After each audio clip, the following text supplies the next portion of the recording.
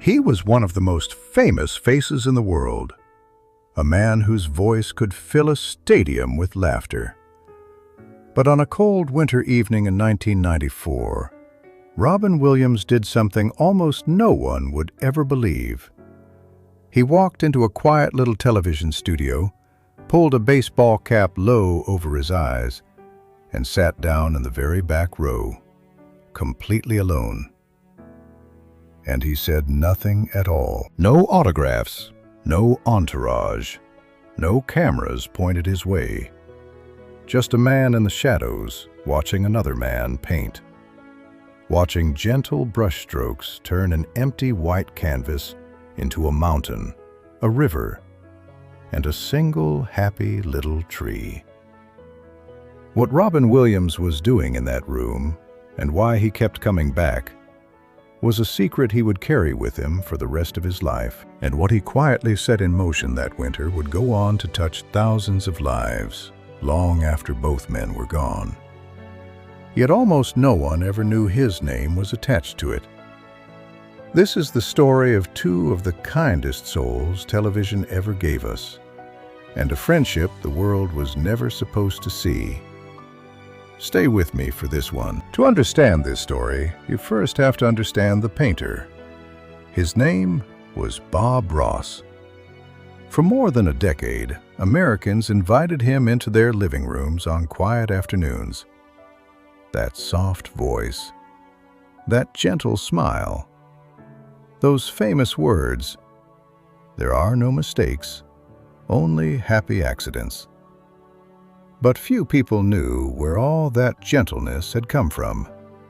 Before the paintbrush, Bob Ross spent 20 years in the United States Air Force. He rose to the rank of Master Sergeant, and part of his job was to be tough, to bark orders, to raise his voice day after day. He hated it, and he made himself a quiet promise.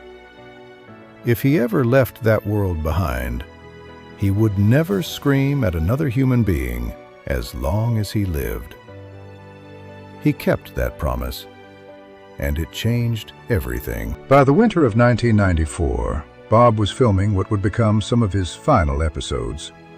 The studio was small, nothing like the glossy sets of Hollywood.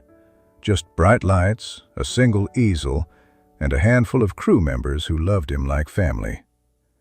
One of them was a young stagehand. We'll call him Danny, the fellow who swept the floors and carried the heavy equipment. Danny would say, years later, that being on that set felt like the calmest place on earth. Bob never rushed. Bob never complained, even on the days when you could tell he was tired.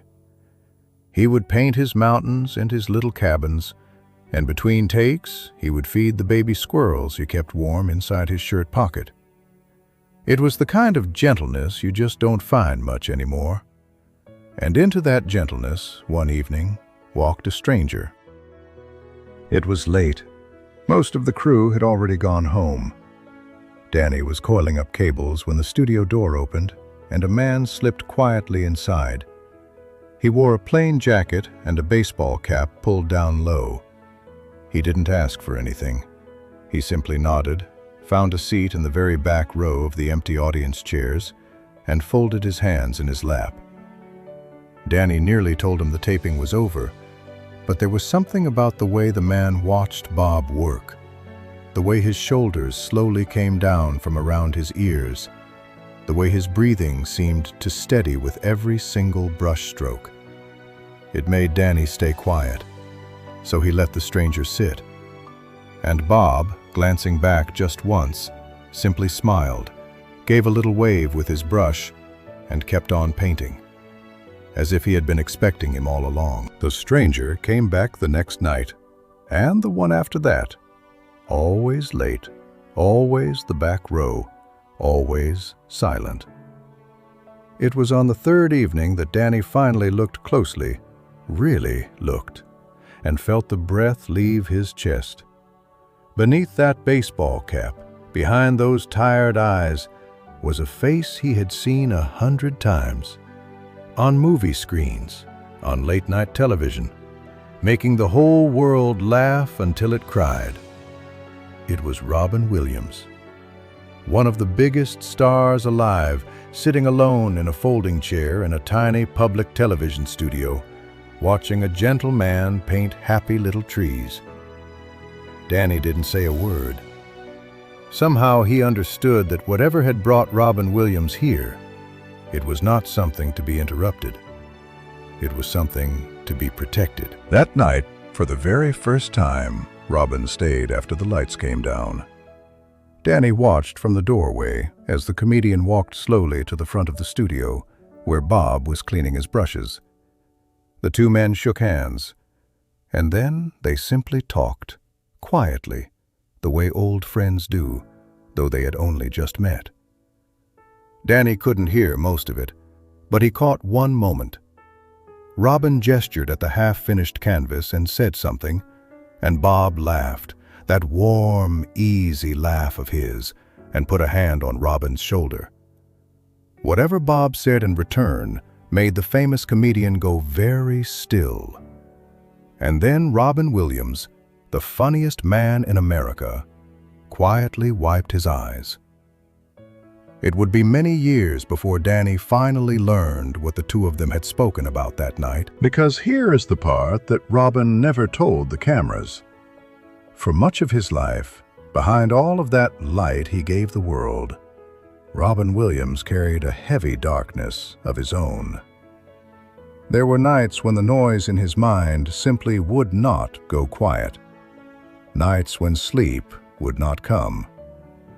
And on one of those long, sleepless nights, flipping through the channels at 3 in the morning, he had stumbled onto a rerun of A Gentle Man Painting a Mountain.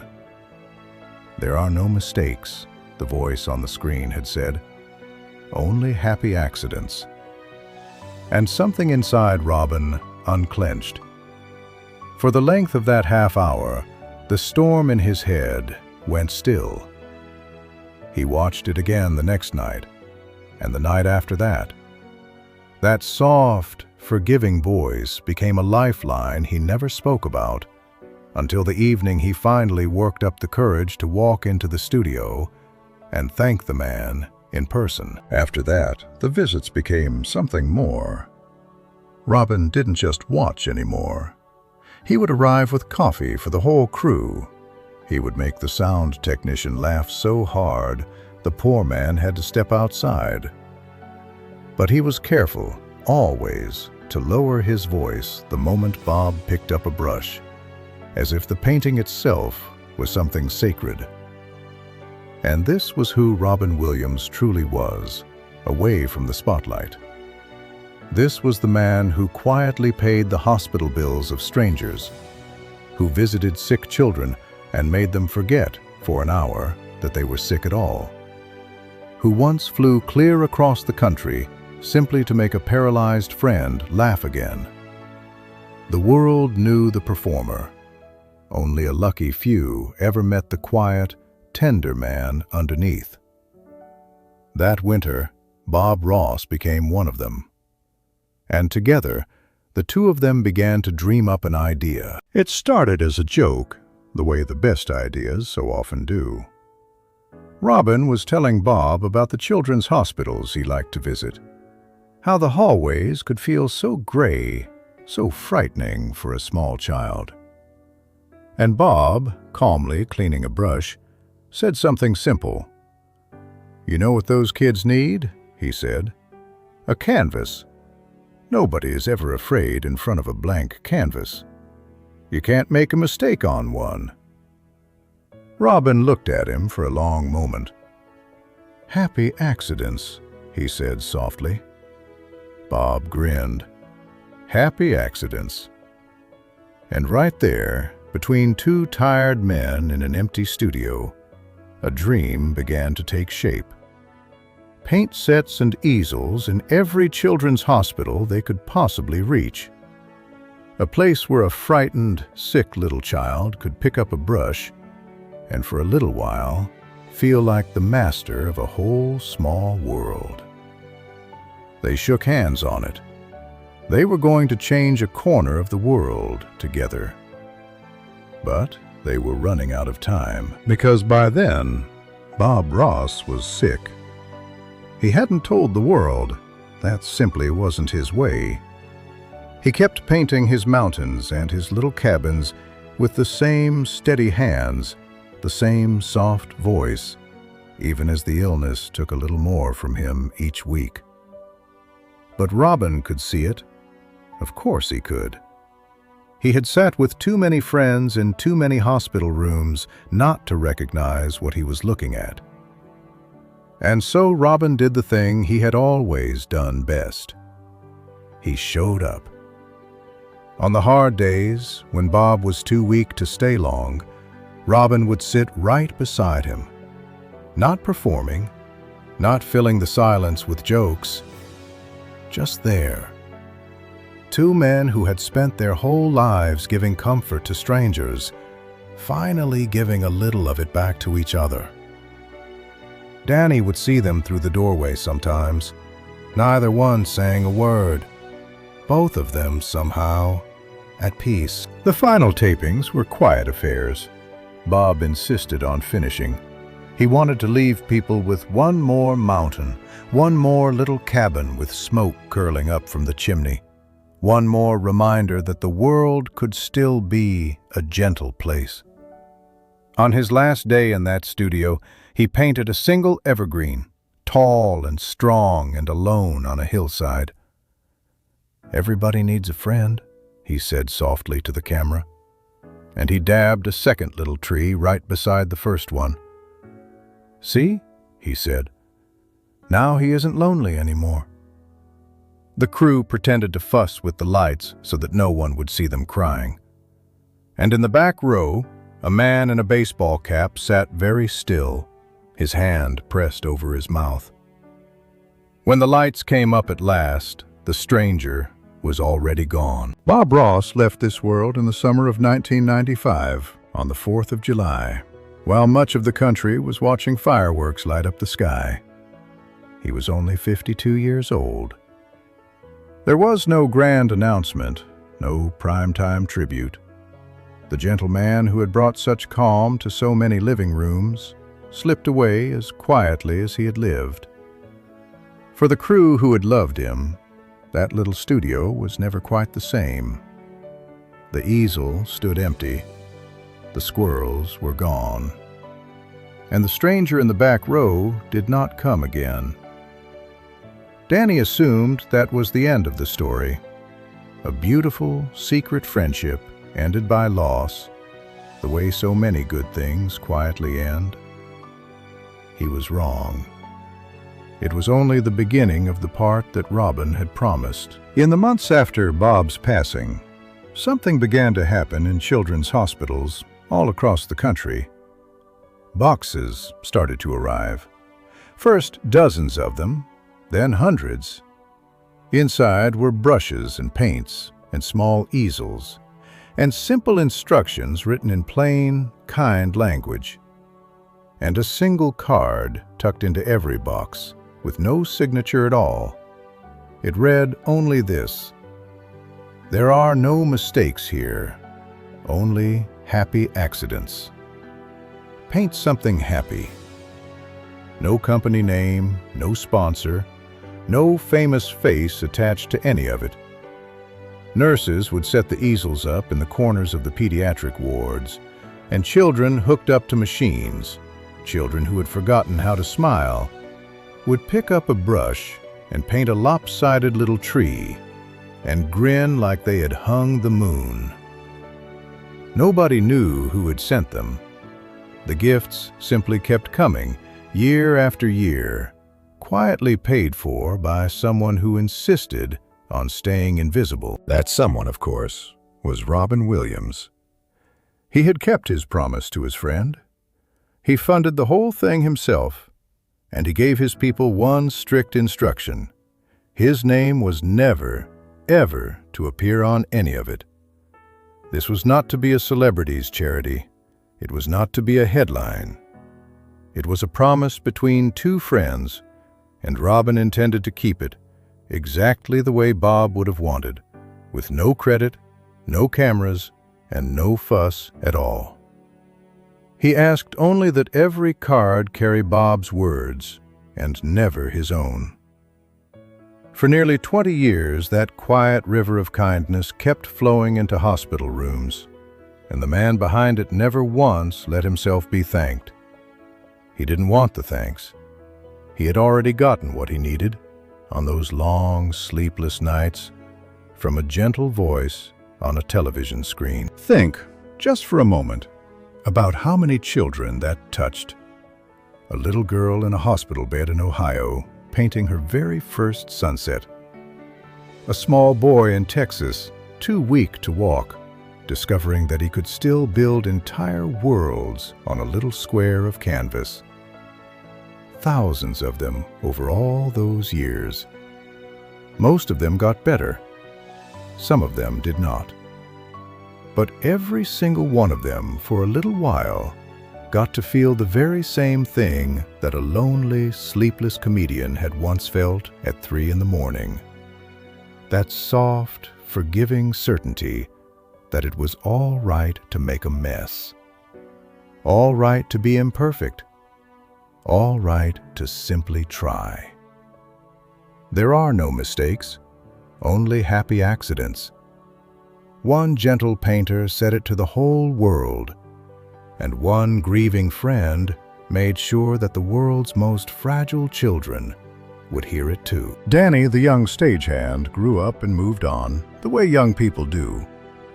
But he never once forgot that winter. And years later, long after both men were gone, he found himself visiting a children's hospital, delivering supplies for a job of his own. He turned a corner, and there it was, a bright little room full of easels, the walls covered in crooked, joyful, wonderful paintings made by tiny hands, and taped up beside the door, a small laminated card, its edges worn soft with time. "There are no mistakes here," it read, "only happy accidents." Danny stood in that doorway, and all at once he understood everything. The stranger in the back row, the quiet talks after the lights went down, the man who wiped his eyes and asked for nothing in return. He had watched the very beginning of this with his own eyes, and never once known where it would lead. He put his hand over his mouth, just as a man in a baseball cap once had, and he wept. Robin Williams left us in the summer of 2014. The whole world grieved out loud for the man who had made it laugh for 40 years. And in all of the tributes, all of the montages, all of the beautiful things people said about him, almost no one mentioned the paint sets. Almost no one knew. And that was exactly how he had always wanted it. He spent his life pouring light into other people, often at the very times when his own rooms were dark. He gave and he gave and he gave, quietly, asking for so little back. And somewhere in all of that giving was a debt of love he felt he owed to a gentle painter who, without ever quite knowing it, had helped him make it through the night. Two kind men, both gone now, and both of them, right to the very end, more worried about everyone else than about themselves. We tend to remember our heroes for the big, loud things, the blockbuster movies, the famous catchphrases, the awards up on the shelf. But maybe the truest measure of a person is what they do when no one at all is watching, when there is no camera, no credit, and no applause waiting on the other side. A comedian slipping quietly into a back row to thank the man who saved his nights. A painter promising decades earlier that he would never raise his voice again. Two friends turning their own quiet pain into a gift for frightened children they would never even meet. That is the kind of greatness that doesn't fit on a movie poster. So the next time you see a happy little tree, I hope you will remember them both. And remember that the kindest things in this world are so often the ones that were never signed. Thank you for spending this time with me today. Take good care of one another, and I'll see you again soon.